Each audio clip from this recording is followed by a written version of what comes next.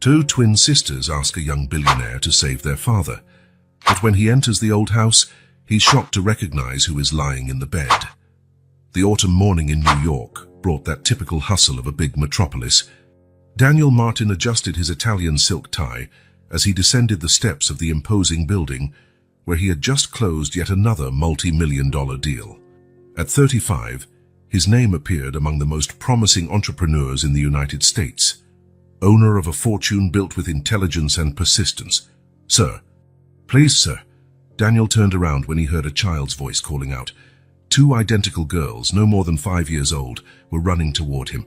They wore coats far too simple for the cold weather and held each other's hands as they approached. They had the same dark hair tied in messy braids and almond-shaped eyes filled with urgency.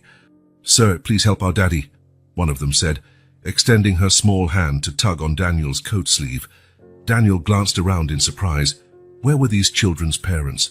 How were two such young girls alone in the middle of the city? "Where is your mom?" he asked, kneeling so he was on their level. "You shouldn't be out on the street by yourselves. Mommy's at home taking care of Daddy," replied the second girl, her large eyes fixed on Daniel. "He's really sick. The doctor said he needs a lot of money for the medicine." The first girl nodded in agreement. "We saw your big car. People with big cars have money. Can you help our daddy?" Daniel discreetly checked his watch. He had a video conference in 30 minutes. He should probably call social services and let them handle this. But there was something in these little girls' eyes that stopped him from simply sending them away. "What are your names?" he asked, softening his voice. "I'm Lucia," said the first girl. "She's Camilla. We're twins." "How did you get here? Is your home far?"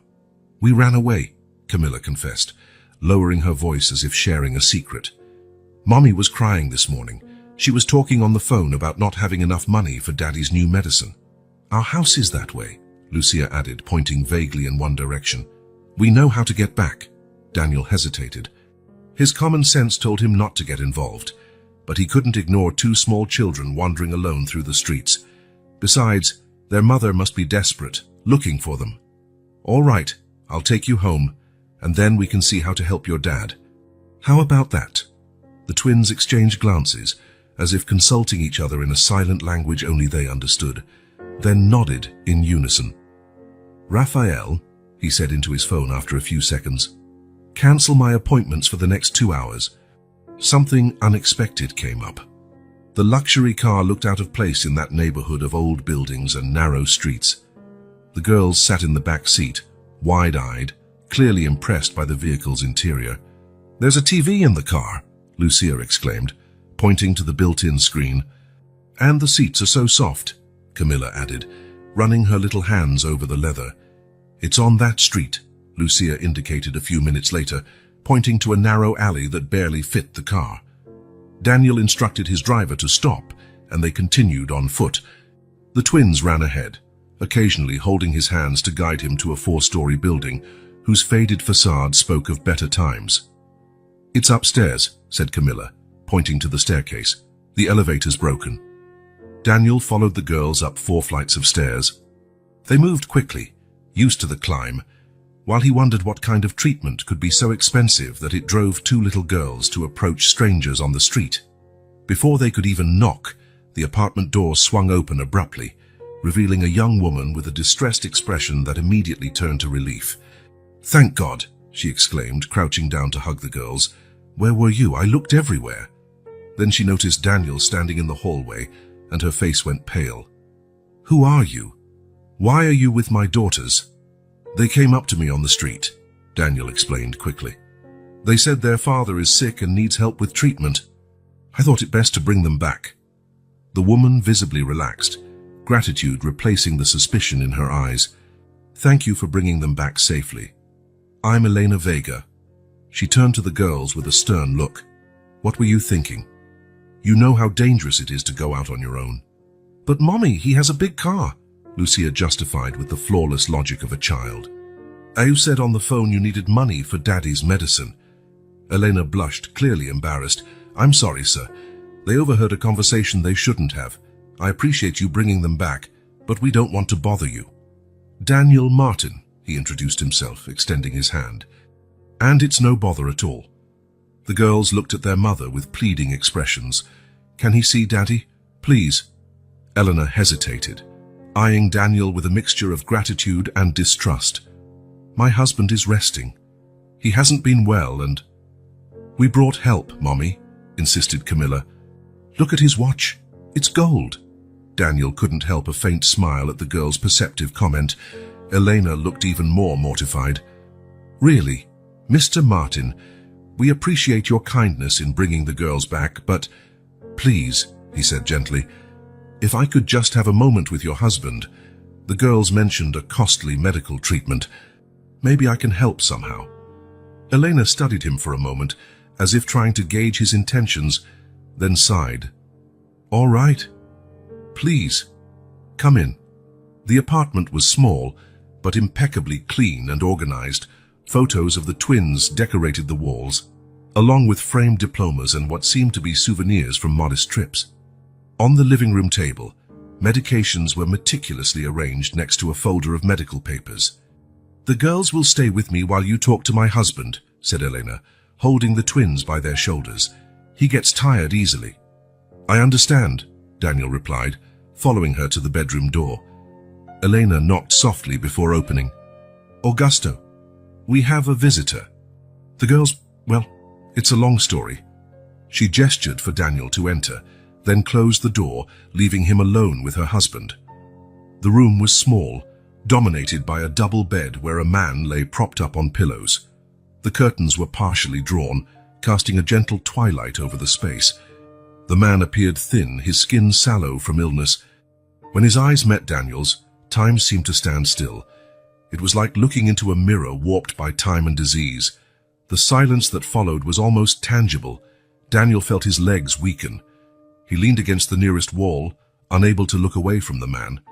The same eyes, the same face shape, the same distinctive features he recognized every morning when he shaved. Who are you?" he finally managed to ask, his voice barely recognizable. The man in the bed seemed equally shocked, his wide eyes fixed on Daniel. "My name is Augusto Vega," he replied in a weak but resolute voice. "And you?" "Daniel Martin," he answered automatically, still stunned by the impossible resemblance. Augusto tried to sit up more in bed, a fit of coughing cutting his movement short. When he recovered, he continued to stare at Daniel in amazement. "How did my daughters find you?" "They approached me on the street, said their dad needed help paying for an expensive treatment." Augusto closed his eyes for a moment, shaking his head. "They're impulsive. I apologize for the inconvenience." "It's not an inconvenience," Daniel replied, taking a step closer to the bed, unable to suppress his curiosity. "But I think we need to address the obvious here." "The resemblance?" Augusto said, nodding slowly. "It's unsettling." "It's more than a passing resemblance," Daniel insisted. "How old are you?" 35. "Date of birth?" "March 15th. Daniel felt as if the ground had vanished beneath his feet. He moved toward the chair by the bed and sat down, his legs finally giving out under the weight of the revelation. "I was also born on March 15th of 35 years ago." The two men stared at each other in silence, the same unspoken question hanging in the air between them. "Did you always know you had a brother?" Daniel finally asked. Augusto shook his head. "I always believed I was an only child. My mother never mentioned anything else. And you?" "The same. My parents never said a word." The door opened softly, and Elena entered with a tray holding 2 cups of coffee. The twins peeked curiously through the crack in the door before she shut it with her foot. "I thought you might want—" "Oh!" She stopped abruptly, noticing the tension in the room and how the two men stared at each other. "Is everything all right?" "Elena," Augusto said calmly, "look at us. What do you see?" She set the tray on the bedside table, studying the two men more intently. Her face revealed a gradual realization of their strange resemblance. "My God," she whispered, "you two are identical. How did I not see it before?" "We were born on the same day," Augusto informed her. "Daniel and I—" Elena covered her mouth with her hands, grasping the implications. "That means that you're twin brothers, apparently," Daniel concluded. though neither of us knew about the other until today. The door opened again, and the twins entered unceremoniously, unable to contain their curiosity any longer. "Mommy, why does the man with the big car look like Daddy?" Lucia asked, hopping up on the bed beside her father. "Is he your brother, Daddy?" added Camilla, studying both men's faces with the fearless curiosity of children. Augusto smiled at his daughters, gently stroking Lucia's hair. "It seems so, Princess, although neither he nor I knew until now." "So he's our uncle?" asked Camilla, turning to Daniel with wide eyes. The innocent question struck Daniel with unexpected force. "Uncle? He had nieces, a family he never knew existed." "I believe so," he replied, his voice filled with unfamiliar emotion. "Cool," Lucia exclaimed. "We never had an uncle before." Elena looked as though she was trying to process everything. "This is extraordinary, but how? Why?" "I don't know," Daniel admitted, "but I intend to find out." He turned to Augusto. "Regardless of the mystery behind all of this, your daughters mentioned you need treatment. What's going on?" Augusto exchanged a glance with Elena before answering. "Leukemia. Conventional treatments haven't worked. There's an experimental therapy, but..." He made a gesture with his hand, indicating their financial situation. "How much does it cost?" "More than we could ever hope to afford," Elena replied, worry evident in her voice. "We already sold the car, pawned my family jewelry. The bank denied our loan request because..." "I'll pay," Daniel interrupted firmly. "I'll cover all the treatment costs."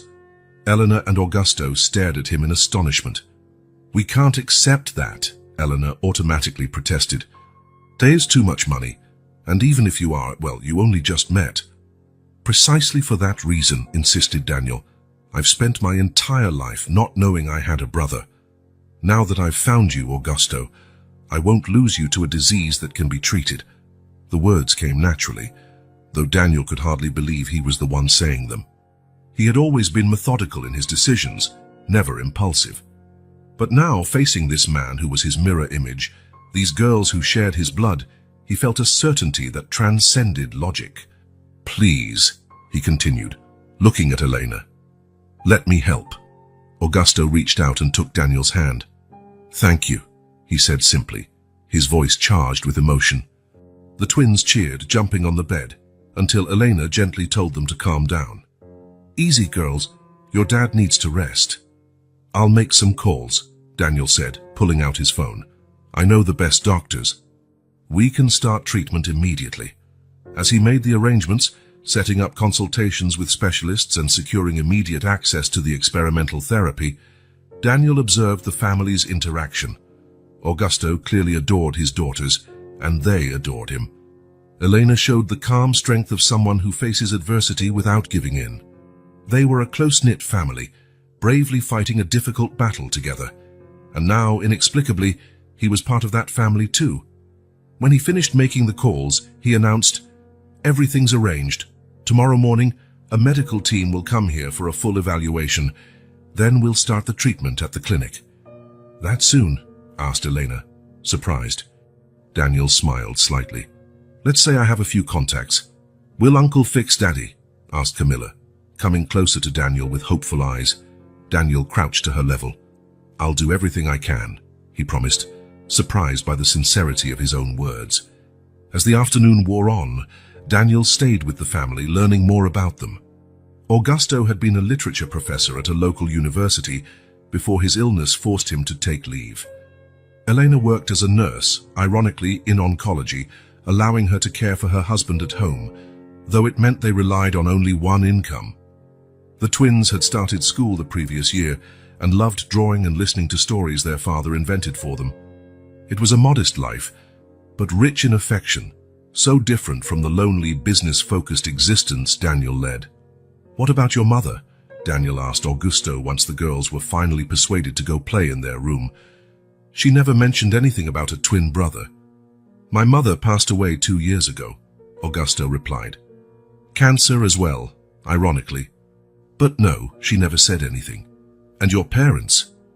"My father died when I was 20, but my mother, Isabel, is still alive. I'll talk to her tomorrow. If anyone has answers, it's her. You think they knew? Asked Eleanor, who was now sitting beside her husband on the bed. That they deliberately separated you two. I can't imagine another explanation, Daniel replied. The question is why? A heavy silence fell, loaded with unanswered questions. Finally, Augusto spoke. Regardless of the reasons, I'm grateful my daughters found you today, not just for the treatment, but for completing a part of my story I didn't even know was missing. Daniel nodded, unable to express the storm of emotions swirling within. In a matter of hours, his orderly, predictable life had been completely transformed. Now he was connected to this man, his wife, and their daughters by bonds he didn't fully understand but felt deeply. I'm going to find out the truth, he promised. For all of us. When he finally left, promising to return the next morning with the doctors, the twins insisted on walking him to the door. You're really coming back, Uncle Daniel? Lucia asked, her small hand gripping his finger. I'll be back tomorrow, he assured her, and we'll help your dad get better. Promise? Camilla persisted. I promise. On the drive to his mansion in New York's exclusive suburbs, Daniel couldn't stop thinking about that day's strange and extraordinary encounter. How could his life have been so different from Augusto's, who had decided to separate them? And why? Tomorrow he would confront his mother and demand the truth. But for now, his mind was occupied with plans to ensure Augusto received the best possible treatment. He couldn't fully explain, even to himself, the protective impulse he felt toward a man he'd just met and two little girls who had literally stepped into his life asking for help in the street. But he knew, with a certainty he rarely experienced, that he would do everything in his power not to lose the family he had just discovered. Daniel had barely slept the previous night. The image of Augusto, his face so much like his own, remained vivid in his mind. Those two girls, Lucia and Camilla, had shaken his orderly, predictable life in a matter of hours. After leaving the Vega family's apartment, he returned to his mansion with only one certainty.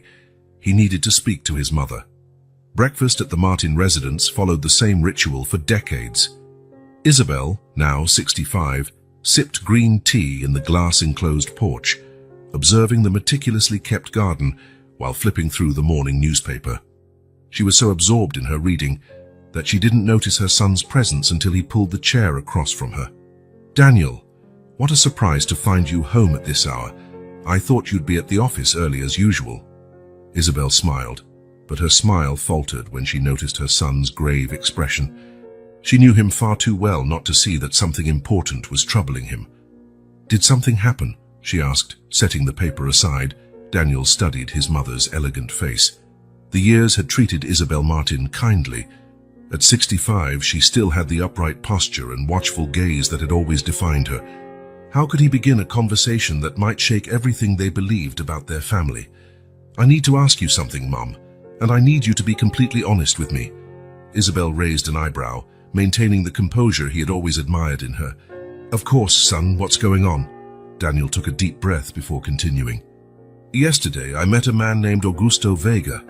He watched his mother's face closely, searching for any sign of recognition.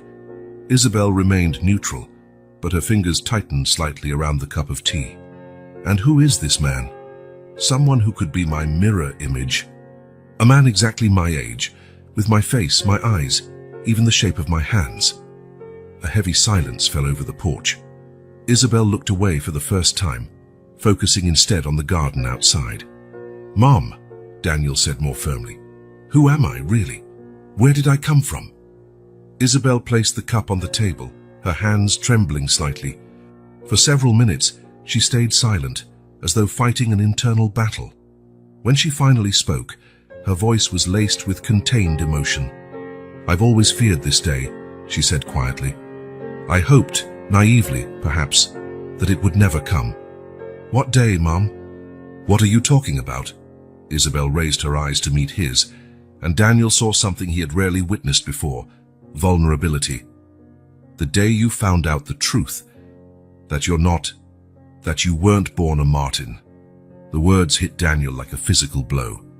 Although he had suspected ever since he saw Augusto, hearing the confirmation from his own mother was different. It was real. I'm adopted, he said, Not as a question, but as a statement. Isabel nodded slowly. Not exactly adopted in the legal sense of the word. You were found. Daniel leaned forward, every fiber of his being focused on his mother's words. Found where? How? Isabel sighed deeply before continuing. It was a night in March, 35 years ago. Your father and I had just returned from a reception. It was almost midnight when Carmela, our housekeeper at the time, came rushing to us, more agitated than I'd ever seen her. Isabel paused, lost in her memories, then went on. She said there was a baby at the door, a newborn, wrapped in expensive blankets, peacefully sleeping in a small basket. There was no note, no identification, just a perfect baby, as if delivered by angels. Daniel tried to process what he was hearing. It sounded like something straight out of a sentimental novel, not the story of his own life. And you just took me in, without looking for my biological parents. Isabel twisted her hands, a nervous gesture Daniel had never seen in her before. How your father wanted to call the authorities immediately, but she hesitated. I had lost 3 babies before you. 3 pregnancies ended. 3 tiny funerals. When I saw you, so small and perfect, I begged Marco to wait. Just one night, I told him.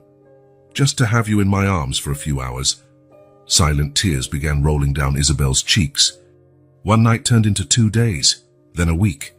Your father arranged documents, registered you as our biological child. It was easier to do in those days, with the connections we had. And then, you became Daniel Martin. Daniel felt a storm of emotions.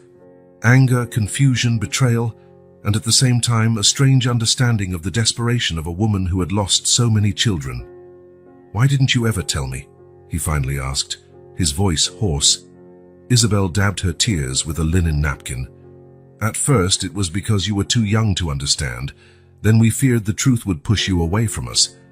And as the years went by, it became harder and harder to find the right words. Daniel stood abruptly, walking to the edge of the porch.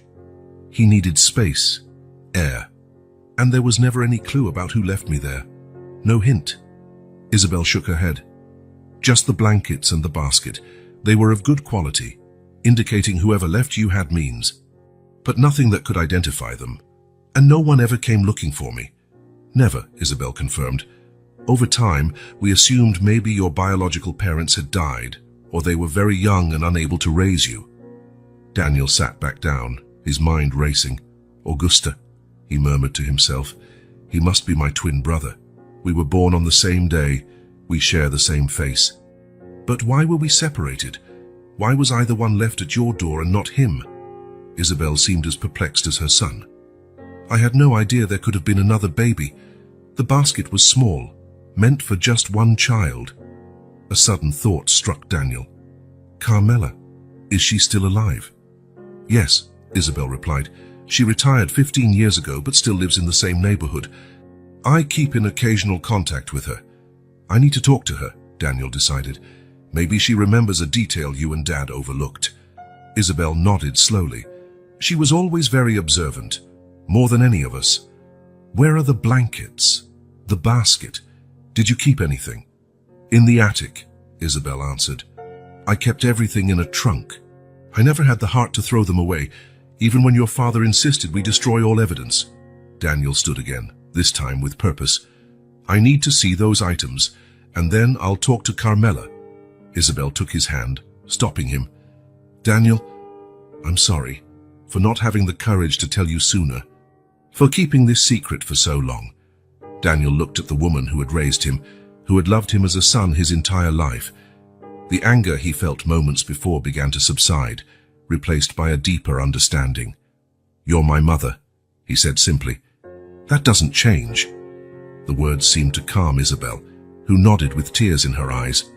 The attic door still has the same old lock. The key is in the drawer of my bedside table. And the attic of the Martin mansion was a world apart. Unlike the rest of the house, impeccably decorated and organized, it was a repository of disordered memories. Old furniture covered in sheets, boxes of photographs, childhood toys. Each item told a piece of the family's story. Daniel knew the space well.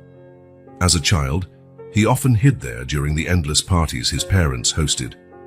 Now he saw the place with new eyes. How many other secrets might be tucked away in these shadows? It took almost an hour to find the trunk his mother had mentioned. It was a simple dark wood box, with no adornments or inscriptions, something that wouldn't stand out among so many other family relics. With hesitant hands, he lifted the lid. On top lay a yellowed envelope with his name written in his mother's elegant handwriting. He opened it carefully. "For Daniels, when the time comes." It was a brief letter, written on delicate paper that trembled in his hands.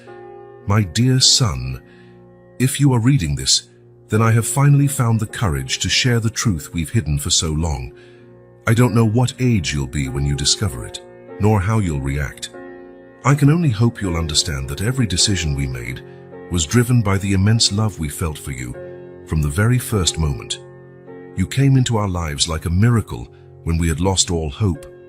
The way you arrived was unusual, perhaps even questionable in the eyes of the law.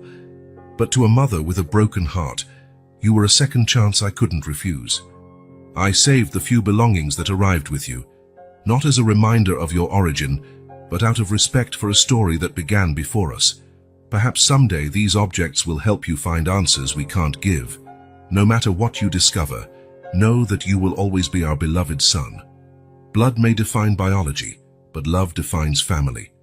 With all my heart, Mom Daniel took a few minutes to compose himself before delving deeper into the trunk.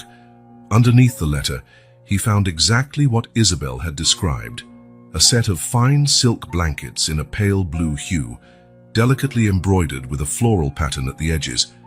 There were no monograms or identifying marks, but the quality of the material was undeniable. Beside the blankets, carefully wrapped in tissue paper, lay a small silver medal. Daniel examined it closely. It was a religious medallion depicting St. Christopher, the protector of travelers. The back bore an inscription so worn it was nearly illegible. Only the letters P and S could be discerned. The last item in the trunk was the basket his mother had mentioned. Small to say, woven from what looked like specially treated wickery, it had a white satin lining inside. At the base, almost invisible, was a tiny label with what appeared to be a baby boutique logo. Daniel photographed each item carefully, then replaced them with the same care his mother had used to preserve them. These objects were his only tangible connections to his unknown past, and now they were invaluable. The Carmela Rojas lived in a small apartment in the Chambery neighborhood. At 80 years old, she maintained the same energy and clarity she'd had while working for the Martins. She greeted Daniel with genuine joy, hugging him as if he were still the boy running through the mansion hallways. "My Danny, what a wonderful surprise. Isabel called saying you'd be coming, but I still can't believe you're here in my living room. How long has it been?" 2 years? "At least 3, Carmela," Daniel replied, immediately comforted by the familiarity of the woman who had been almost a second mother during his childhood. They sat in the small living room, decorated with family photographs and religious souvenirs. Carmela served coffee and homemade cookies, watching Daniel with attentive eyes. "Isabel told me you finally learned the truth," she said plainly, without beating around the bush. "I always told her she should have told you sooner. Secrets have a peculiar way of surfacing when we least expect them." Daniel nodded, grateful for her frankness. "You were the one who found me that night," he began. "I need to know everything you remember, every detail, no matter how small." Carmela sipped her coffee, her eyes drifting into distant memories. "It was a cold night for March," she began. "Your parents were at an important reception, something related to your father's business. The house was quiet, just me and 2 other employees." She paused, organizing her thoughts. "A little after 10, I heard a noise at the front door. Not exactly a knock, more like a rustling. I thought it was the wind, but something made me check, and there you were, sleeping peacefully, as if that little basket on the doorstep of a mansion was the safest place in the world. Was anyone around? Did you see a car driving away?" Carmela shook her head. "Whoever left you did it quickly and silently. They either knew exactly when the entrance wouldn't be watched, or they were extremely lucky. And there was no letter, no identification. Nothing but those fine blankets and a silver medal around your neck. I remember thinking it was odd, leaving a baby with no name, no history, but such expensive items. Daniel showed Carmela the photos he had taken in the attic. Are these the same blankets and the same medal? The elderly woman examined the images carefully, then nodded. Yes, that's them. That's... The medal was on your neck, hung by a thin chain. She furrowed her brow, concentrating. There was something else, something I didn't tell your parents at the time. Daniel leaned in, anxious. What was it? When I picked you up, I noticed something embroidered on the edge of one of the blankets. It was just initials, 2 letters, D. I remember thinking how curious it was, as if someone already knew you'd become Daniel Martin. A chill ran down Daniel's spine. DM? Are you sure? Absolutely. I didn't mention it to your parents because, well, I thought it might complicate things. They were so happy, so desperate for a child, and those initials felt like a sign, you know? Like fate brought you specifically to that family. But it doesn't make sense, Daniel muttered, more to himself than to Carmela. How could someone know I'd be adopted by a family whose initials matched those on the blanket? Carmela shrugged. Maybe they didn't know, maybe it stood for your real parents, or maybe... She hesitated. Maybe it wasn't a coincidence. Daniel looked at her, intrigued. What do you mean? Your mother, Isabel, had lost 3 babies before you. It wasn't a secret in the high circles of New York society. Maybe whoever left you there knew you'd be taken in and loved. The idea was both disturbing and comforting. It would mean he wasn't simply abandoned, but deliberately placed in the arms of a family desperate for a child. And you never noticed anything suspicious in the weeks before? Anyone watching the house, asking questions about the family? Carmela thought for a moment. No, nothing that caught my attention. But there were so many events at that house, so many people coming and going. Daniel sighed, frustrated by the lack of concrete leads. Carmela, do you think it's possible I was left by someone close to the family? Someone who knew about my parents' situation, who knew about the babies they lost? The elderly woman considered his question seriously. It's possible. The Martins had many connections, socially and in business, and New York, though large, has very insular social circles. She took Daniel's hands in hers, her kind eyes fixed on him. What do you plan to do now, my boy? Daniel took a deep breath before responding. I found a man, Carmela, someone who looks just like me, who was born on the same day, Augusto Vega. I believe he's my twin brother. Carmela's eyes went wide with surprise. My goodness, so there were 2 babies. Yes, but for some reason, we were separated. I need to find out why. I need to understand who made that decision, and why I was the one left at the Martins' door while Augusto stayed with whoever raised him. Carmela squeezed his hands with surprising strength for her age. If there are answers to be found, you will find them, Danny. You've always been determined, even as a child, but remember, she paused meaningfully. Some truths can be painful. Be prepared. Daniel nodded gravely. I've passed the point where ignorance was comfortable, Carmela. I can only move forward now. As he left the small apartment, Daniel felt both closer and farther from his origins. The puzzle pieces of his identity were beginning to fit together, but the complete picture was still far from clear. One thing was certain. He and Augusto were biological brothers, separated by circumstances he still didn't comprehend.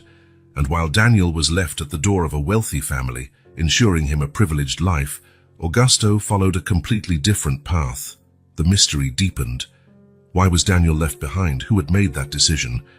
He felt he was edging closer to the truth, but knew he needed more answers. The next step was obvious. He needed to return to Augusto, share what he had discovered, and, together, continue searching for the origins they shared. The oncology clinic shone under the morning light. Daniel crossed the main lobby with determined steps, carrying a folder with the photos and information he'd collected in recent days. Lucia and Camilla spotted him before he even reached Augusto's room and ran toward him. "Uncle Daniel!" they exclaimed in unison, hugging his legs with the spontaneous affection only children possess. "Hey there, girls," he said, crouching down to meet them at eye level.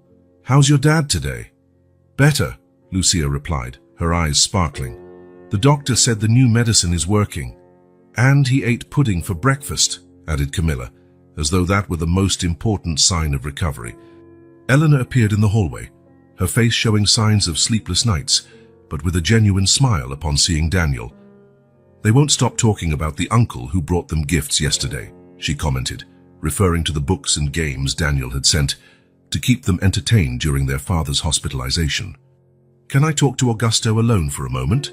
Daniel asked, his tone more serious than he intended. Elena nodded, sensing the gravity in his eyes. "Girls, let's go get some hot chocolate in the cafeteria," she suggested, holding out her hands to her daughters. "Your dad and Uncle Daniel need to talk." When he entered the room, Daniel found Augusto sitting up in bed, browsing a book. Although he still looked pale and visibly weak, there was more color in his cheeks. The experimental treatment seemed to be helping. "The man with the big car," Augusto joked upon seeing him closing the book. "My daughters won't stop talking about you and your magical gifts." Daniel smiled, sitting in the chair beside the bed. "How are you feeling?" "Like someone being poisoned in order to be cured," Augusto replied with an ironic smile. "But the doctors seem optimistic." A brief silence fell between them until Daniel finally spoke. "I found out something about us, about our origins." Augusto straightened up, his full attention on Daniel now. "What did you discover?" "I was adopted, or rather, found on the doorstep of the Martins' mansion when I was a newborn. My parents never knew where I came from or who left me." Augusto absorbed the information quietly, his gaze distant. "Your mother never mentioned having another child?" Daniel asked, hoping for a clue. Augusto shook his head. "All my life, I thought I was an only child, never suspected anything else." "Who raised you, Augusto?" "You mentioned a mother." "Carmen Vega," he replied, obvious affection in his voice. "She raised me alone. My father, or the man she said was my father, died before I was born. At least that's what she always told me." "And you believed her?" Augusto frowned, thoughtful. "I always did. I never had a reason to doubt her. But now," he gestured at both of them, "this changes everything, doesn't it?" Daniel nodded, opening the folder he'd brought. "These are the items that came with me that night. A St. Christopher medal, fine blankets, an expensive basket." Augusto examined the photographs carefully. "They don't look familiar," he admitted, returning them. "But my mother, maybe she knows something. Is your mother still alive?" "Yes. She lives in a small town in upstate New York, about an hour from here. She's 78 now, but her mind is as sharp as ever." Daniel's heart pounded. At last, a concrete lead about his origins. "I need to talk to her," he said, determined. "As soon as possible. I'd go with you, but—" Augusto gestured at the medical equipment around him. "I can't leave here for at least 2 more weeks. The treatment requires constant hospitalization at this stage." Daniel considered the situation. Part of him wanted to wait, to make the trip with Augusto, but the urgency to find answers was overwhelming. "I think I need to go alone," he finally decided. "Every day that passes without us knowing the truth is a lost day. And if your mother really knows something—" "I understand," Augusto agreed, though Daniel could see a hint of disappointment in his eyes. "It might be better. If she sees me, she might get defensive. With a stranger, she might feel more comfortable talking. Are you sure you're okay with that?" Augusto thought for a moment, then nodded. "Yes, go talk to her. Carmen has always been reserved about my birth. When I asked about my father, her answers were vague, evasive. Maybe there's more to that story than she was willing to tell me. Any idea where I should begin? What should I ask?"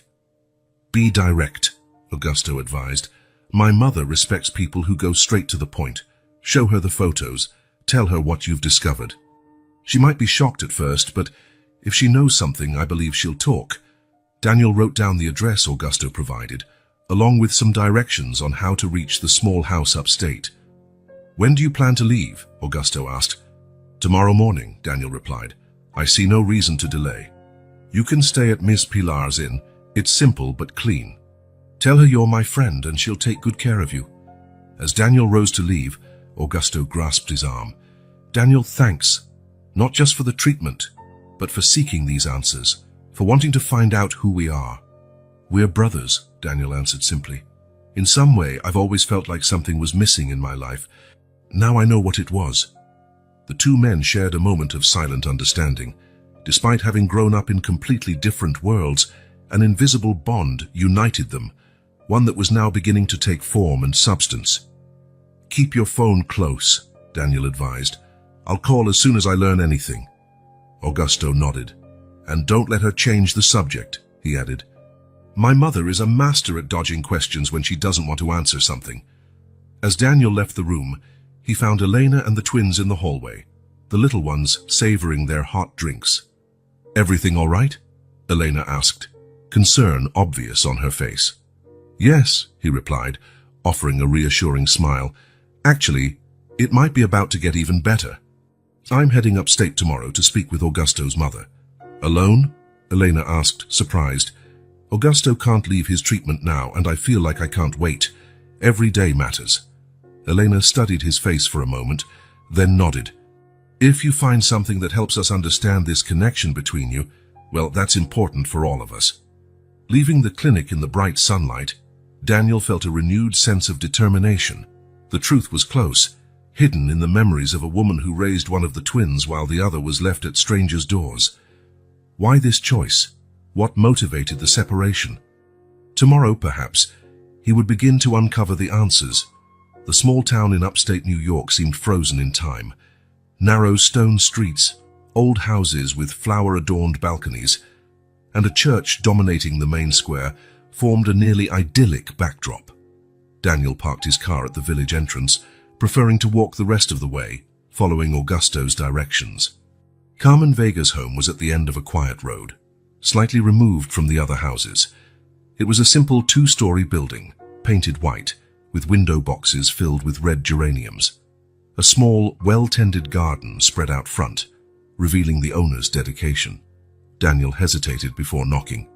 He had rehearsed this moment in his mind the entire trip, but now, at the threshold of finding answers, he felt strangely vulnerable.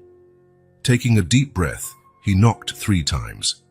Slow footsteps approached from the other side, and the door opened, revealing a short elderly woman with grey hair in a simple bun and penetrating dark eyes. She wore an apron over a modest dress, her hands lightly stained with soil, as if interrupted while gardening. "Yes," she asked, studying the elegantly dressed stranger at her door. Daniel felt his heart race. Though there was no physical resemblance, something in those dark eyes struck him with unexpected force. They were the same eyes as Augusto's, and the same as the twins. "Ms. Carmen Vega?" he asked, trying to keep his voice steady. "Yes, that's me. How can I help you?" Following Augusto's advice, Daniel decided to be direct. "My name is Daniel Martin. I recently met your son, Augusto." The woman's face lit up with a warm smile. "Oh, you're a friend of my Augusto. He didn't tell me he was expecting a visitor. Come in, please." Daniel followed Carmen inside. The interior was simple but very clean and welcoming. Family photos lined the walls, many of Augusto at various ages, and more recent ones with the twins. Carmen led him into a small living room, gesturing to a couch while she sat in a comfortable-looking armchair. "Is Augusto all right? It's been a few weeks since I last saw him." "He mentioned he was undergoing a new treatment," she said, a hint of worry crossing her face. "Yes, he's responding well to the treatment," Daniel reassured her. "The girls are doing great too." Carmen visibly relaxed, though her brow soon furrowed in confusion. "Forgive me, but how did you meet my son? Augusto doesn't usually mention friends like you." Daniel sensed her hesitation as she took in his expensive suit and watch, obvious signs of a social gap between him and Augusto's usual circle. "Our story is a bit unusual," he began, choosing his words carefully. "I only met Augusto 2 weeks ago in a very unexpected way." Carmen watched him attentively, waiting for him to continue. "Miss Vega, what I'm about to say will sound extraordinary, but please hear me out." Slowly, Daniel opened the folder he'd brought, first removing a recent photo of him and Augusto side by side at the hospital. The resemblance was unmistakable, despite Augusto's pallor from illness. Carmen took the photo with trembling hands. Her face lost its color gradually, eyes wide, fixed on the picture. For several seconds, she remained silent. "Impossible," she finally whispered, but there was no conviction in her voice, only a sense of shock that seemed to drain her strength. "I was born on March 15th, and the same as Augusto," Daniel continued softly. "I recently discovered I was left at the doorstep of a mansion in New York when I was a newborn. The family that found me decided to raise me." Carmen closed her eyes tightly, as if trying to shut out the reality confronting her. When she opened them again, they were tearful.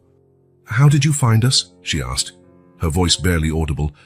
"By chance, Augusto's daughters approached me on the street, asking for help to pay for his treatment.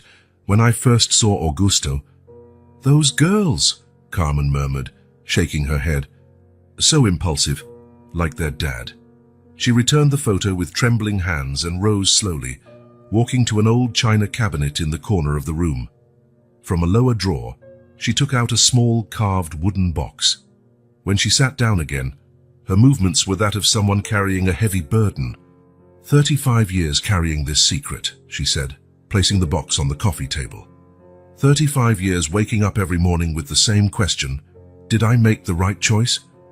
Daniel watched silently as she opened the box with careful fingers. From inside it, she removed a small wrapped bundle of cloth. Unfolding it, she revealed a medal identical to the one Daniel had in the photos, St. Christopher in aged silver. "There were two," she explained. "One for each baby. Splitting them would be bad luck, so I left one with you." The confirmation hit Daniel hard, even though he expected it. This woman, this humble person with work-worn hands and a weary gaze, was his biological mother. "So it's true," he said, his voice strangely calm. "You're my mother." Carmen lifted her eyes to meet his, and what Daniel saw there were decades of contained pain, silent guilt and unspoken love. I thought I'd never see you again," she said, voice quavering as tears finally streamed down her wrinkled cheeks. "So many times I imagined your face, wondered if you were okay, if you were happy."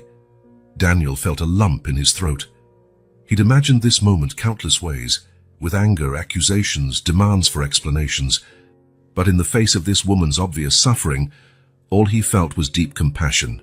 "Why, Carmen?" he asked simply. "Why separate us?" She wiped her tears with the corner of her apron and took a deep breath, as if preparing to finally set down a burden she had carried for far too long.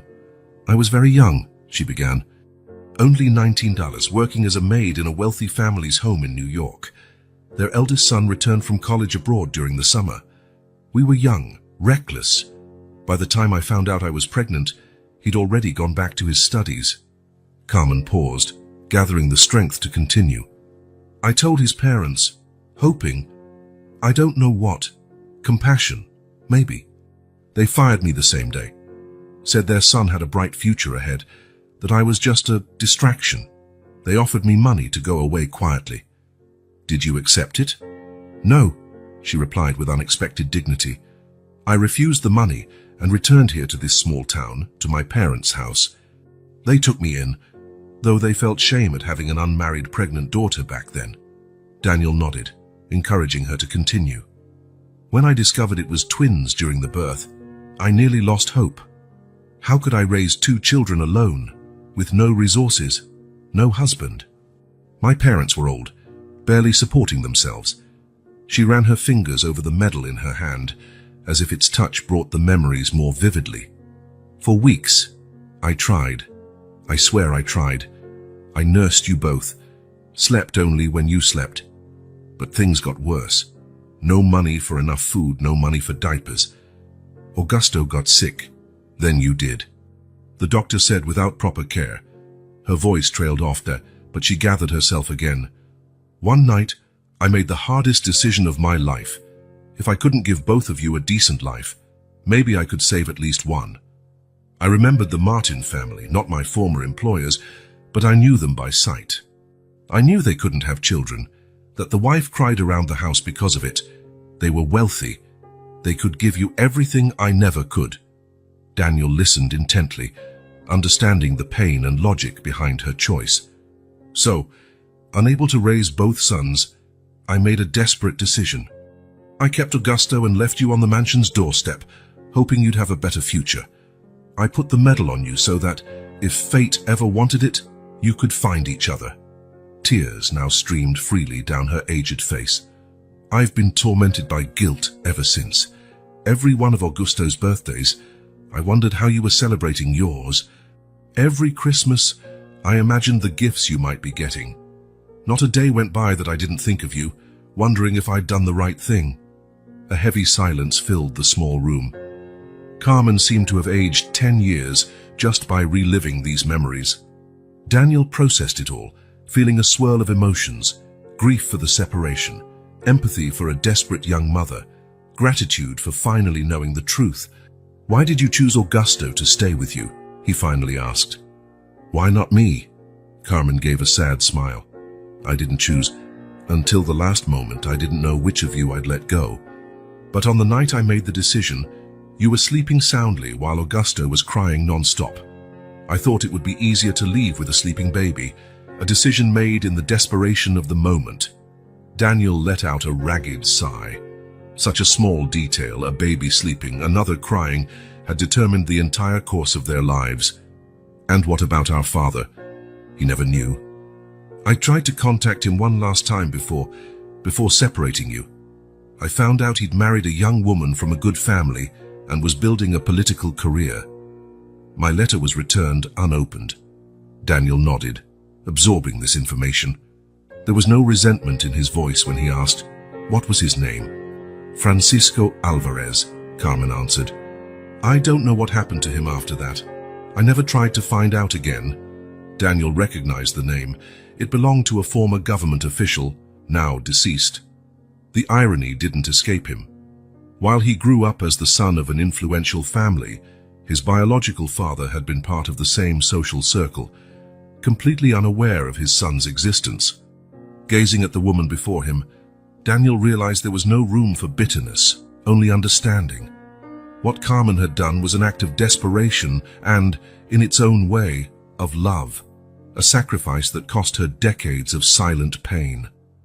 "Does Augusto know all of this?" he asked gently. "No," Carmen said, shaking her head. "I always told him his father had died before he was born. I never had the courage to tell him about you." Daniel took her work-hardened hands in his, feeling the rough texture. "Thank you for telling me the truth now," he said simply. Carmen looked into his eyes, tears glistening. "Do you hate me?" she whispered. "No," Daniel replied sincerely. "How could I? You did what you believed was best for your children, even though it meant a tremendous sacrifice for you." A sob escaped Carmen's lips, as if those words had finally freed something locked in her chest for decades. "Augusto is sick," Daniel continued, "but the treatment is working. I'm making sure he gets the best care. Will you tell him about me?" "About what I did?" Daniel considered her question for a moment. "I think he deserves to know the truth, but we can do it together when he's ready." Carmen nodded, gratitude evident in her tired gaze. "And what about you?" she asked hesitantly. "After you walk out that door, will we see each other again?" The question hit Daniel deeply. With the truth now out, he realized he wanted more than just answers. He wanted to reclaim lost time. More than just providing financial support for Augusto and his family, he wanted to be part of their lives. And that included this humble woman who, despite her difficult choices, had never stopped loving him from afar. "Yes," he answered, gently squeezing her hands. "We'll see each other again. After all, we have many stories to share, right?" The smile that lit up Carmen's weary face was like a ray of sunlight after decades of storm, tentative at first, then radiant in its pure joy. In that moment, in the small living room of a simple house in upstate New York, something broken began to mend, not to return to what it once was, for that was impossible, but to form something new, carrying the scars of the past, along with the hope of the future. Autumn had already given way to winter in New York by the time Augusto was finally discharged from the clinic. 3 months of intensive treatment had paid off, not a definitive cure, but a significant remission that doctors deemed promising. The color had returned to his face and, although he was still thinner than usual, His energy grew each day. Daniel waited in the clinic's lobby, watching the twins run around, excited at the prospect of finally taking their father home. Lucia and Camilla had become an essential part of his life these past months. Their daily visits, their colorful drawings, their endless stories about school and their friends. "They're out of control today," Elena commented, approaching with a tired but happy smile. "They didn't sleep well, anxious about this moment." "I can imagine," Daniel smiled. "And you? How are you holding up?" "Relieved, hopeful." She watched her daughters for a moment, and a bit nervous about what's next. Augusto will still need care, frequent checkups. "You don't need to worry about any of that," Daniel assured her. "Everything's arranged." Before Elena could reply, the elevator doors opened and Augusto appeared, accompanied by a nurse pushing a wheelchair, a standard hospital protocol for discharging patients, even if they could walk. "Daddy!" the twins shouted in unison, running to hug him. Augusto smiled, bending down to receive them, ignoring the wheelchair offered. Daniel noted how much younger his brother looked when he smiled, the resemblance between them even more evident in such moments. "Shall we go home?" Lucia asked, her eyes shining with excitement. Augusto and Elena exchanged a hesitant glance. In recent weeks, they'd talked many times about the future, about how to rearrange their lives after the illness. The small apartment they'd been living in posed challenges for Augusto's recovery. 4 flights of stairs with no elevator, a single bedroom, damp walls that could compromise his still fragile immune system. "Actually," Daniel intervened, "I have a surprise for you." The twins turned to him, instantly intrigued. "A surprise?" Camilla asked, eyes wide. "What is it?" "You'll see soon," Daniel smiled, gesturing for them to follow. "My driver is waiting." In the parking lot, a spacious van awaited them instead of the limousine Daniel usually used. The change didn't go unnoticed by Augusto, who raised an inquiring eyebrow at his brother. "I thought we'd be more comfortable this way," Daniel explained. "Plus, there's someone else waiting for us." A puzzled look crossed Augusto's face, but he asked no more questions as they all climbed into the van. During the drive, the twins kept everyone entertained with their lively chatter, describing in detail how they had decorated their father's room for his return. Elena looked nervous, wringing her hands in her lap as if sensing something important was about to happen. Daniel stared out the window, his thoughts drifting to the past months. Since discovering his twin brother and meeting Carmen, his life had changed drastically. The projects that once seemed so important now took on a new perspective. Long hours at the office had given way to hospital visits, afternoons playing with his nieces, conversations with Augusto about books, music, and the decades they hadn't shared. "We're going the wrong way," Augusto noted, interrupting Daniel's thoughts. "Our apartment is in the opposite direction." "We're not going back to your old apartment," Daniel said simply. The van now turned into a pleasant residential area with large houses and well-kept gardens. Not the exclusive suburb where Daniel lived, but a comfortable middle-class neighborhood with good schools and lush parks. "Daniel, what's going on?" Elena asked, her voice tense. Before he could reply, the van stopped in front of a 2-story house with terracotta-colored walls and a small front garden. A discreet ramp beside the entrance steps suggested recent adaptations. "We're here," Daniel announced, stepping out and opening the door for the others. The twins were first out, looking around curiously. Augusto and Elena followed, confusion clear on their faces. "Daniel, what is this place?" Augusto asked. In response, Daniel took a set of keys from his pocket and handed them to his brother. "Your new home. If you'll accept it, of course." A stunned silence followed, broken only by the excited exclamations of the twins, who were already exploring the garden, marveling at a small fountain with colorful fish. "We can't accept this," Elena said automatically, though her eyes betrayed her fascination with the house. "Please," Daniel insisted. "Don't think of it as a gift if that makes you uncomfortable. Consider it an investment in Augusto's health. The doctors were clear about the need for a suitable environment for his recovery." Augusto held the keys as if they were fragile and precious. "Daniel, this is too much." "It's the least I can do," Daniel corrected him. "After everything we've discovered," After all the lost time, I want you to have stability and security. More than that, I want us to be a real family." The front door opened before Augusto could respond. A familiar figure stood in the doorway. Carmen, dressed simply but with a special sparkle in her eyes. "Mom!" Augusto exclaimed in surprise. "What are you doing here?" The twins, seeing their grandmother, ran to hug her with the same energy they'd shown their father. Carmen received them with kisses and exclamations of affection before stepping toward the group gathered near the van. "Your brother invited me," she explained, casting Daniel a glance of gratitude and slight nervousness. "He said it would be a special surprise for your discharge." In the past few months, since the revelation in upstate New York, Carmen had met with Daniel and Augusto multiple times.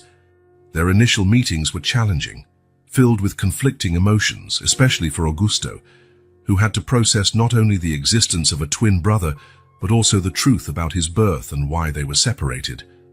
Carmen approached her son, touching his face gently. "How are you feeling?" "Better every day," he replied, covering her hand with his. "But I didn't know you were coming to New York." "I invited her to live here too," Daniel explained. "The house has a separate apartment in the back with its own entrance. I thought it would be good to have an extra adult to help with the girls while you and Elena handled treatment and work." Carmen exchanged a look with her son, seeking his approval. "I only agreed because he insisted," she said. "He said you'd need help during recovery, but if you'd rather I go back to the village—" "No," Augusto interrupted, clasping his mother's hands. "I'd like you to stay. The girls would miss you." What went unspoken yet understood by all was that Augusto himself would miss her. Despite the painful truth about his birth, the bond between mother and son remained strong. "Can we go in now?" asked Lucia, tugging on Daniel's sleeve. "We want to see our rooms." "Did you two already know about this?" Elena asked, surprised. "Uncle Daniel showed us pictures," Camilla admitted. "But he made us promise to keep it a secret." Daniel shrugged, smiling at Elena's reproachful look. "I needed accomplices." Finally, they all entered the house. The interior was spacious and welcoming, furnished with new but comfortable pieces. A large living area opened into a dining room and a kitchen filled with modern appliances. Upstairs, 4 bedrooms and 2 bathrooms provided plenty of space for everyone. The twins explored every corner with cries of wonder and excitement, especially when they discovered their rooms were decorated according to their preferences. An ocean theme for Lucia and forest motifs for Camila. "When did you do all this?" Augusto asked, noting each detail that revealed the care taken in preparing the house. "Over the past few weeks," Daniel replied, "with Carmen's help and a few hints I got from the girls." Elena seemed unable to believe her eyes. Tears brimmed as she took in the small details that made the house feel homey. Books on the shelves, already framed family photos on the walls, plants that brought life to the space. "Daniel, I don't know how to thank you," she finally said. "This is more than we could have ever dreamed of." "No need to thank me," he answered simply. "You're my family. The only family I have, one really." In the weeks following Isabel's sudden passing during Augusto's treatment, Daniel felt, for the first time, the true meaning of loneliness. The Martin mansion, previously just spacious, became oppressively empty. That was when the idea of a new house began to form, not just as a more suitable place for Augusto's recovery, but as an opportunity to forge stronger bonds with the family he'd only recently discovered. While everyone explored the house, Carmen approached Daniel, her eyes reflecting a mix of emotions. "I never imagined we'd all be together like this one day," she said softly, so only he could hear. "It's like a dream that took a while to come true," Daniel replied. Carmen nodded, looking at Augusto, who was checking out the little library in the corner of the living room, already pointing out titles he recognized to Elena. "I know I'll never make up for lost time," she said, her voice thick with emotion. "But I want to be part of your lives now." Daniel placed his hand over hers, feeling the aged skin. "We're only beginning," he assured her. "We have a lot of time ahead." That evening, their first dinner in the new house, the dining room table was full. Augusto and Elena sat at the heads of the table, with the twins and Carmen on one side, Daniel on the other. The meal, prepared by Carmen with enthusiastic help from the girls, was simple but delicious. Traditional recipes she used to cook for Augusto as a child. Conversation flowed naturally, punctuated by the girls' laughter and stories shared by everyone. Daniel observed the scene with a sense of wholeness he had never experienced before. Although his former adult life had been filled with professional success and material comfort, there was always a void he couldn't name. Now, sitting at the table with his brother, nieces, G's, and biological mother, he finally felt complete. After dinner, once the girls were in bed and Elena was helping Carmen tidy up the kitchen, the two brothers stepped out to the small backyard patio. The night was cool, the sky unusually clear for the city. "How have you been dealing with Isabel?" Augusto asked after a few moments of companionable silence. "It's been a month today, right?" Daniel nodded, grateful for his brother's sensitivity in remembering the date. "It's strange," he admitted. "On one hand, I miss her terribly. On the other, I'm still dealing with the anger of her withholding the truth for so many years." "She loved you like a son," Augusto observed. "That's undeniable." "Yes, and that's why I try to hold on to the good memories. She did what she thought was best." Another silence settled in, each man lost in his own thoughts. The discovery of the truth had brought answers, but also new questions, emotional adjustments for all. "And you?" Daniel finally asked. "How do you feel about all of this?" "About me, the truth of our birth, about Carmen." Augusto considered his response carefully. "At first, it was like having the ground pulled from under my feet. I questioned everything I believed about my life, my identity." He paused, searching for the right words. "But then I realized nothing that truly matters had changed. I'm still my daughter's father. I still love and am loved by the same family. We've just expanded." Daniel smiled at the simplicity and depth of that answer. "And Carmen," he prodded gently. "That part was complicated," Augusto admitted. "For a few weeks, I was angry about the lies, about the brother I never knew I had. But then I started to understand the impossible dilemma she faced. Alone, without resources, with two newborns. She did the best she could under the circumstances," Daniel said. "Exactly. And looking back, I see she always was an extraordinary mother, despite the limitations. I never lacked love or support." From where they stood, they could see Carmen and Elena in the kitchen window, an ordinary domestic scene that, in truth, represented something profound, the gradual merging of two families into one. Little by little, she's learning to make new memories with the children she once had to separate, Augusto noted, his eyes on his mother. "And we're learning how to build a future together, one day at a time." Daniel nodded in full agreement. The months since he'd first encountered the twins on the street had brought more changes than his previous 35 years, and though there was still pain and healing to do, there was also an undeniable promise of better days. To ensure a better future for Augusto and his family, Daniel had bought them a new house.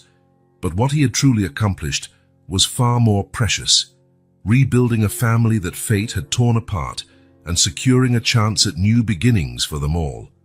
As he watched his brother under the soft patio light, Daniel knew with absolute certainty that all the fortunes in the world couldn't buy what he had found that autumn in New York, a place to call home, people to call family, a future to build together.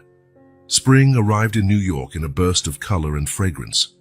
The garden of the Vega family's new home bloomed under Carmen's attentive care, transformed into an oasis of flowers and herbs.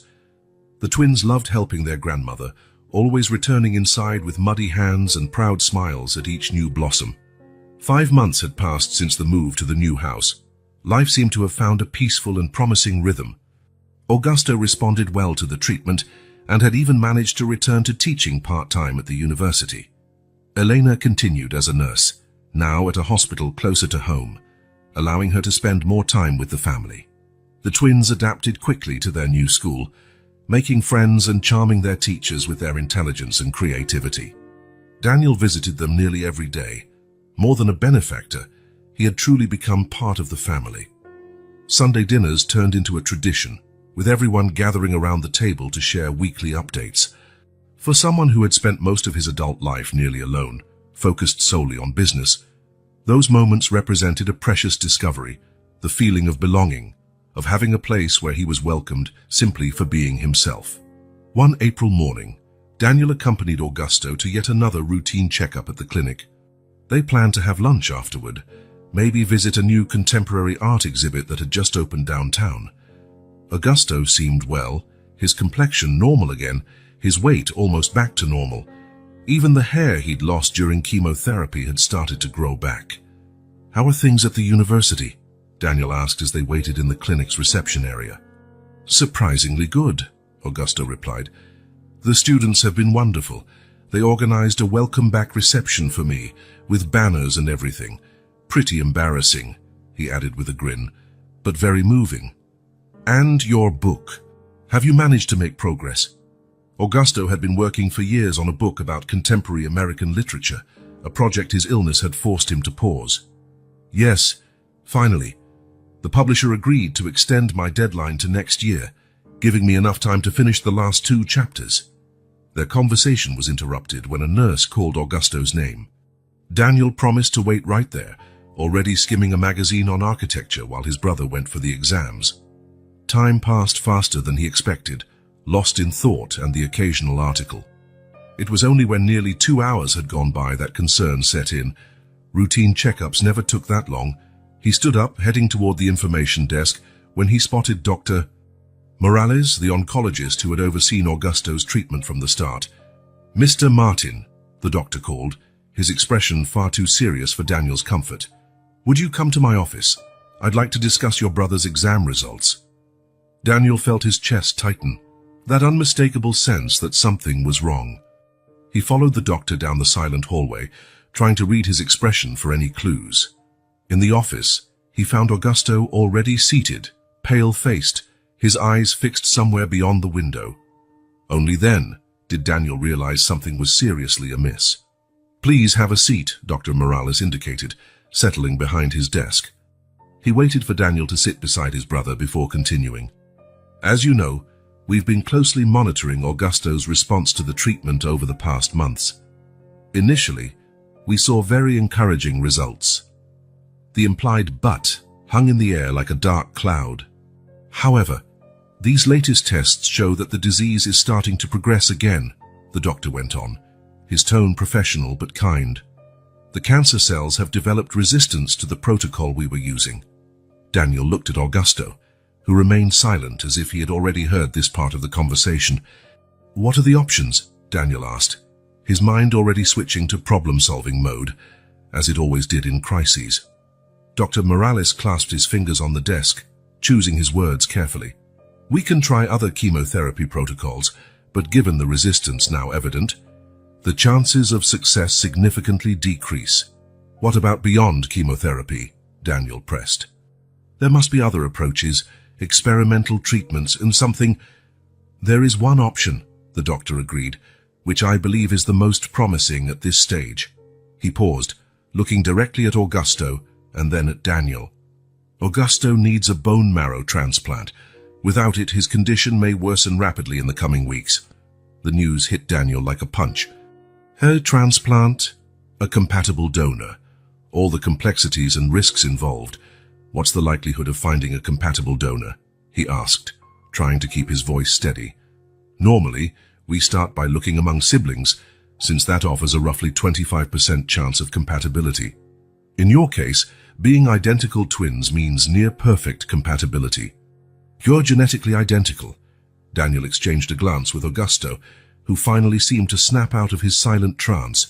"You'd be the ideal donor," the doctor explained to Daniel. "But I must stress, it's an important decision. The procedure isn't simple. It involves anesthesia, post-operative pain, a few days of recovery." "I'll do it," Daniel replied immediately, without hesitation. "When can we start testing?"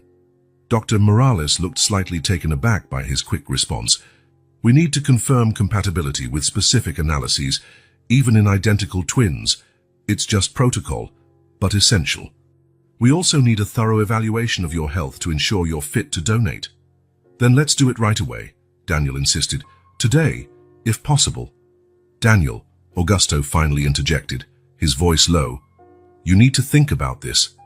Understand what's involved. There's nothing to think about, Daniel said, turning to face his brother. You'd do the same for me.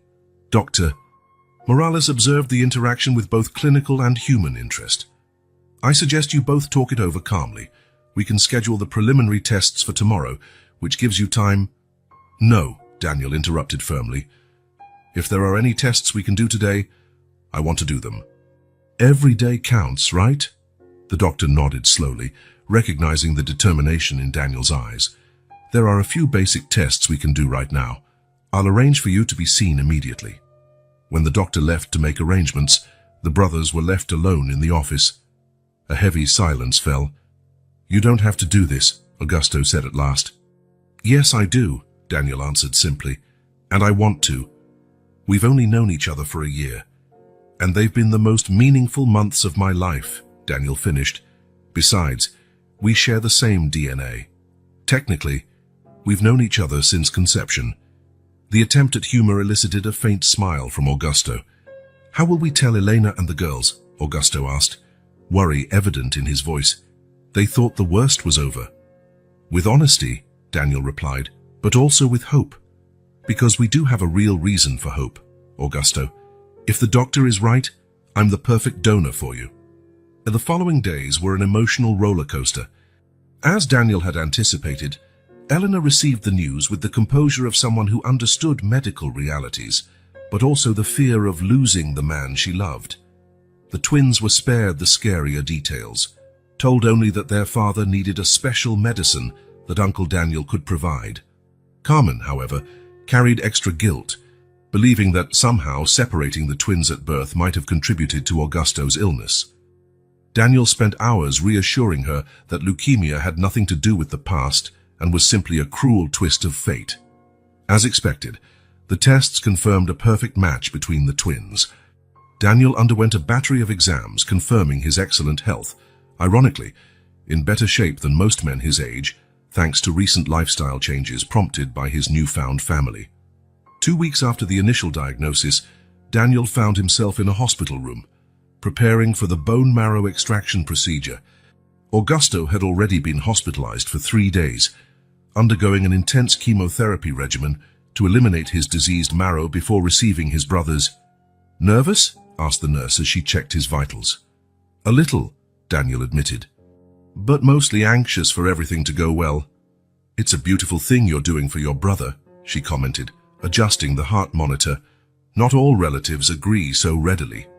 He'd do the same for me, Daniel replied, echoing his earlier statement to the doctor.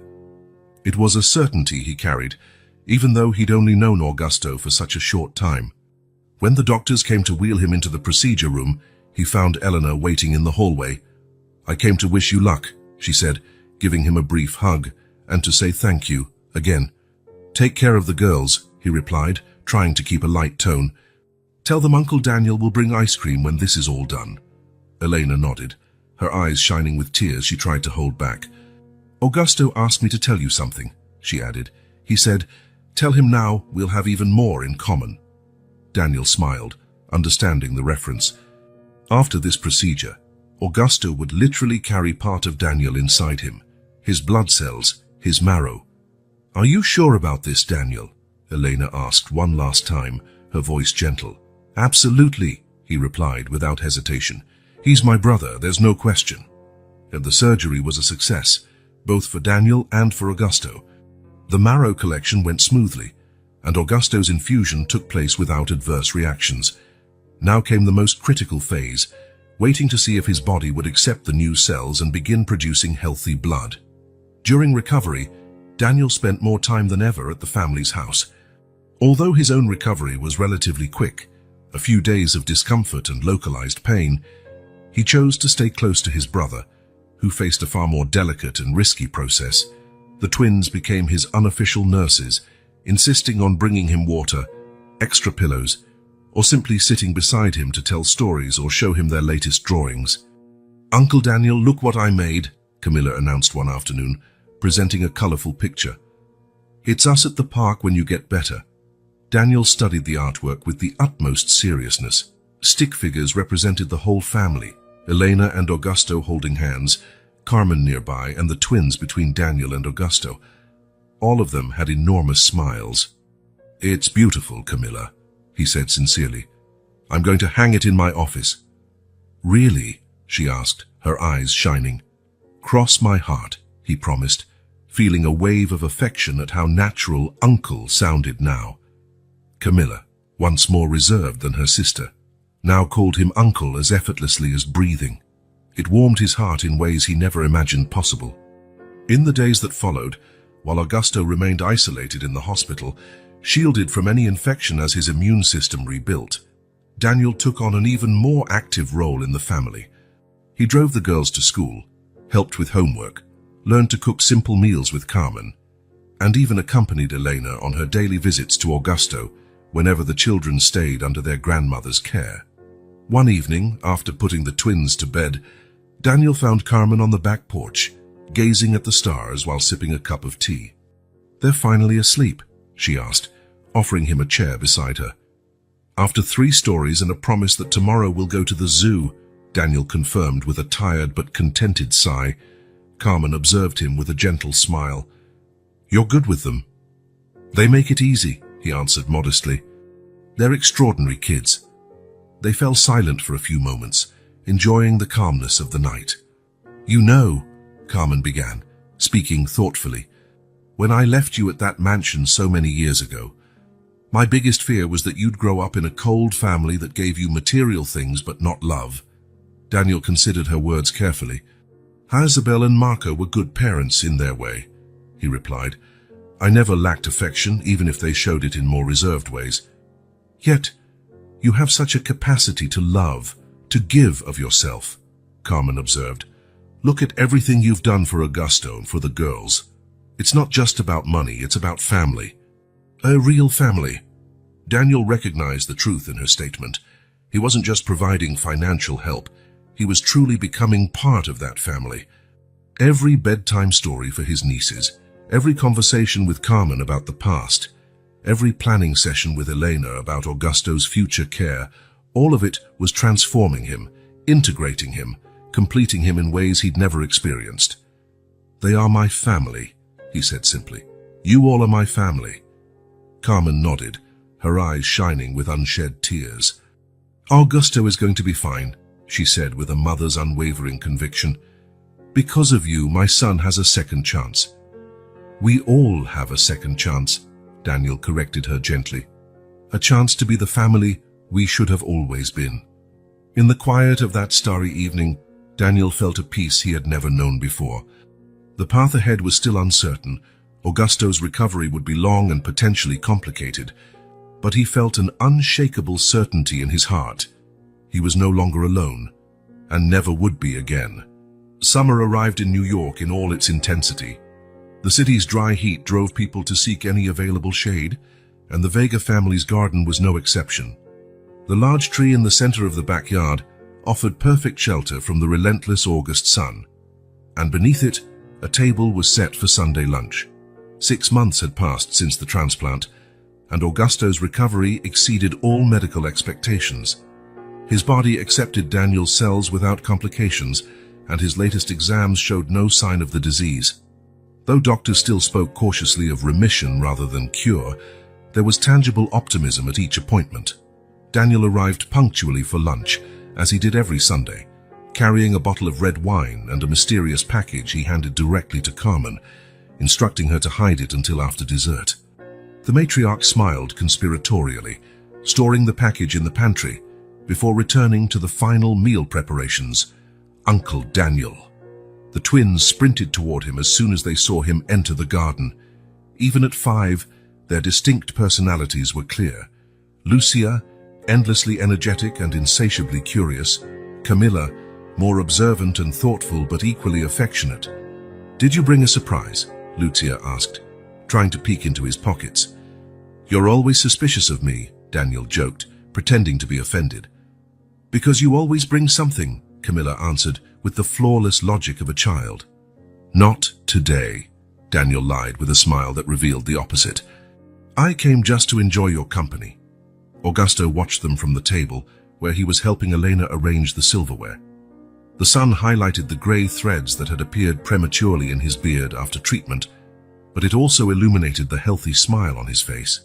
He looked younger, lighter, as if each day of recovery chipped away at both illness and old worries. "They've got you wrapped around their little fingers," he teased, walking over to hug his brother. "Like you're any different," Daniel retorted. "I saw the new toys in their room. Who's responsible for that?" Augusto shrugged, a guilty grin on his lips. "They deserved a reward. They got excellent grades this semester." "Right," Daniel said, not hiding his amusement. "Totally educational." The two brothers walked together to the table, where Carmen was directing the placement of dishes with the calm authority of someone who had spent a lifetime feeding those she loved. The table overflowed with color and aroma, a hearty family meal, fresh salad made with vegetables from the garden, homemade bread still warm, and a variety of side dishes prepared by Elena. "It all looks wonderful," Daniel praised, inhaling the scents mixing in the warm air. "You say that every Sunday," Elena noted, pouring cold water with lemon slices. "And every Sunday it's true," he replied simply. Once everyone was seated around the table, a spontaneous moment of silence settled, comfortable, not awkward, when people who love each other pause to feel gratitude for being together. Carmen broke the silence, raising her glass in a toast. To health. And to family. They all lifted their glasses, including the twins with their small cups of orange juice, clinking them at the center of the table with genuine smiles. Those two words, health and family, carried deep meaning for each of them, for reasons they didn't need to explain. The meal continued with the friendly familiarity they'd developed over the past months. Conversations overlapped, stories were told, plans made. Augusto talked about returning full-time to the university next semester. Elena mentioned a promotion at the hospital. The twins animatedly discussed the ballet lessons they would start in September. Daniel observed it all with a sense of wonder that still surprised him. Belonging. He who had spent his adult life building walls around himself, surrounded by luxury but seldom genuine affection, now found himself fully integrated into this family that fate had returned to him so unexpectedly. "What are you thinking?" Carmen asked, noticing his contemplative silence. "How life can turn around," he answered honestly. "A year ago, I didn't even know you existed." Carmen nodded, understanding the depth behind his simple words. "And now we can't imagine our Sundays without you," she added, her gaze filled with contained emotion. After dessert, a caramel flan that was Elena's specialty, the children asked permission to play in the garden. Augusto decided to join them, creating an impromptu treasure hunt with clues he wrote on tiny pieces of paper scattered throughout the yard. Daniel, Carmen, and Elena stayed at the table, sipping freshly made coffee and watching the scene as Augusto ran around the garden, chased by the twins' shrieks of laughter. "Sometimes I have to pinch myself," Elena said, her eyes on her husband, "to see him like this, so alive. The doctors say that after 6 months, the chance of relapse goes down significantly," Daniel reminded her, though he knew Eleanor, being a nurse, was well aware of the stats. "I know," she replied with a grateful smile, "but there are still moments when the fear comes back, you know, when I wake up in the middle of the night just to check if he's breathing normally." Carmen covered Eleanor's hand with her own, a silent gesture of solidarity. The two women had become close, Carmen, the mother-in-law who'd never had a daughter-in-law, Eleanor, who'd lost her mother as a teenager. They filled voids in each other's lives in ways that transcended traditional family definitions. "I think now is the perfect time for that surprise," Carmen suggested, glancing at Daniel with a raised eyebrow. Daniel nodded, standing to retrieve the mysterious package he'd brought. When he returned, he called Augusto and the girls over to the table again. "What's this?" asked Augusto, intrigued, wiping sweat from his forehead with the back of his hand. "Something I've been planning for a while," Daniel replied, handing the package to Carmen, "but I think it's only fair that our mother do the honors." Carmen accepted the package with slightly trembling hands. Her eyes met Daniel's for a moment, a silent question in them. He nodded encouragingly. Carefully, she unwrapped the package, revealing a leather-bound photo album. Embossed in gold on the cover, the words, "Our family," gleamed in the sunlight. "Oh," she said softly, opening the album with reverence. On the first page, an old sepia photograph, a young Carmen holding a baby in her arms. Augusto, just a few weeks old. On the opposite page, another photo from the same era, Isabel and Marco Martin with baby Daniel. "How did you find this?" Augusto asked, leaning in for a better look. "I found it among Isabel's belongings after she passed," Daniel explained. "And the photo of you Carmen helped me." Turning the pages, the album followed two parallel timelines. On one side, Augusto growing up under Carmen's care. On the other, Daniel in the Martin mansion. Childhood, adolescence, early adulthood, separate lives, but tied by blood. Then, reaching the final pages, the two lines merged. The unexpected meeting, the first pictures together at the hospital, the move to the new house, the transplant, the recovery. The family reunited at last. "There are still plenty of blank pages at the end," Carmen noted, her voice thick with emotion. "So we can keep filling them," Daniel explained simply. Together, Lucia and Camilla squeezed between the adults, fascinated by the photographs of their parents and uncle as children. They giggled at the old-fashioned clothes, strange haircuts, and formal poses that contrasted with the easy intimacy they shared now. "How you look so serious here, Uncle Daniel," Camilla commented, pointing to a photo of a 10-year-old Daniel, rigidly posed beside a piano. "I was a very serious child," he admitted with a smile at the memory. "Always worried about pleasing everyone, living up to expectations." "And Daddy always seems to be smiling," Lucia observed, flipping to another photo of Augusto at the same age, face smeared with chocolate, missing baby teeth visible in a wide grin. Carmen touched the photo with her fingertips, as if she could reach that moment in the past. "Your dad was always like that," she confirmed, finding joy in the simplest things. Augusto put an arm around his mother's shoulders, kissing the top of her graying head. "I learned from the best," he said softly. Carmen discreetly wiped away a tear, her gaze lingering on the open album, a visual chronicle of her sons, separated and finally reunited. "Perhaps I made many mistakes," she said, her voice low but resolute. "But being here today, seeing you together, makes me believe that, in the end, things happened as they were meant to." The simplicity of that statement carried the weight of decades of pain, guilt, and ultimately redemption. It wasn't a complete absolution for separating the twins, but an acknowledgement that sometimes, out of the hardest choices, new beginnings can grow. Daniel placed his hand gently over Carmen's. "They weren't mistakes, Mom," he said, using that word, Mom, for the first time to address her. "They were impossible choices in impossible circumstances." In that moment, on Carmen's face, Daniel saw a kind of peace that hadn't been there before, as though that single word, Mom, had finally unlocked something deep in her heart. The afternoon wore on, the heat yielding to a pleasant breeze. The twins, tired from playing, fell asleep on the living room couch, one's head resting on the other's shoulder. Eleanor and Carmen chatted quietly in the kitchen while tidying up the last of the lunch. Augusto and Daniel returned to the yard, sitting on the steps of the small back porch. "Sometimes it still feels like a dream," Augusto commented, watching the sky take on orange hues as dusk approached. "All of this. You, our mom here, the house, my health coming back." Daniel nodded, understanding perfectly. "For me too," he admitted. "For years, I felt something was missing in my life without knowing what it was. Now I understand. Family," Augusto concluded. "Yes, but not just that. Belonging. A place where I can just be myself." Augusto smiled, looking at his brother with obvious affection. "You know what the girls told me the other day? That you're the best uncle in the world." I asked them why, expecting them to talk about gifts or outings, but they said, "Because he always smiles when he sees us." Daniel felt a lump in his throat, unable to respond immediately. "It's true," Augusto went on. "You smile differently now. When we first met, your smiles seemed calculated, like you measured how much to show. Now they're genuine."